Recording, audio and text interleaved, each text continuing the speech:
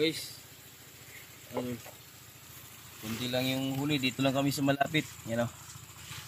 Sapat lang pang ulam-ulam. Tapos ito ulit o. May nahuli na naman tayong butiti. Yan o. Bakit yan? Lulutuin ko ito bukas.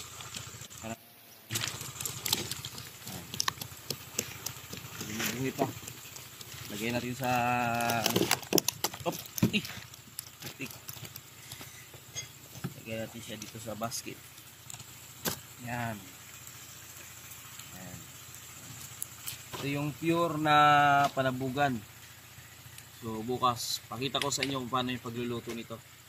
Para doon sa mga nagtatanong kung paano daw maglinis ito, papakita ko sa inyo bukas. Abangan nyo na lang yung next video, pati yung pagluluto dito. Pakita ko sa inyo. Tapos ito pa oh.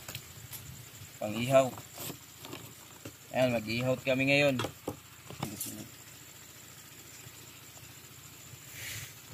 Ayan, pagutungan.